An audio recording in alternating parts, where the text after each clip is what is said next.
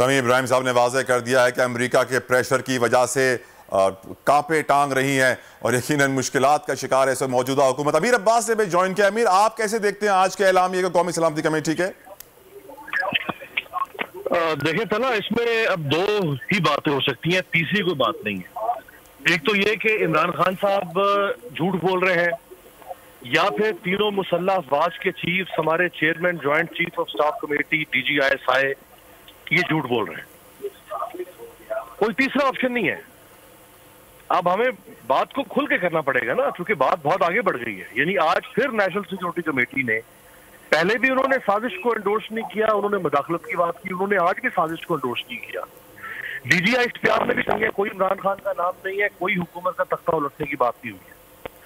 फिर उन्होंने जो मिलिट्री स्टैब्लिशमेंट ने जो मुख्तलिफ साफियों से मुख्तलिफ औकात में इस बारे में जो ऑफ द रिकॉर्ड बात की, उसमें भी उन्होंने कहा कि भी ऐसा कुछ नहीं है। इमरान खान कह रहे हैं कि ऐसा है, तो दोनों में से कोई एक ही सच्चा होगा ना और एक झूठा होगा।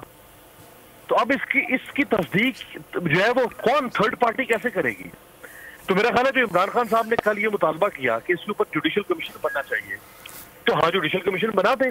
लेकिन अब वो कह रहे हैं कि जुडिशल कमीशन नहीं, वो कह रहे हैं सुप्रीम कोर्ट इसकी हेयरिंग करे, वो भी पब्लिक हेयरिंग। तो भी अगर पब्लिक हेयरिंग होगी तो फिर सवाल ही उठेगा कि ये तो एक डिप्लोमेटिक केबल है, क्या इसको आप पब्लिक हेयरिंग में डिस्कस कर सकते हैं? अगर आप पब्लिक हेयरिंग में इसको लाएंगे और अगर इसके अंदर जो भी अल्फाज लिखे हुए हैं वो जिस हद तक भी संजीदा है, तो समी साहब भी मौजूद है, कोर्ट रूम नंबर भरा हुआ होता है, कोर्ट रूम नंबर 1 जहाँ पे चीफ जस्टिस बैठते हैं। राइट, अमीर अब्बास साहब आपका बहुत बहुत शुक्रिया। समी इब्राहिम साहब आपका बहुत बहुत शुक्रिया, आपने तजज़िया किया। यकीनन ये बहुत इंपॉर्टेंट इशू है और बोल देखते रहिए, इस इशू से हवाले आपको अपडेट करते रहेंगे। सब्सक्राइब करें और बेल दबाएं ताकि कोई खबर रह न जाए।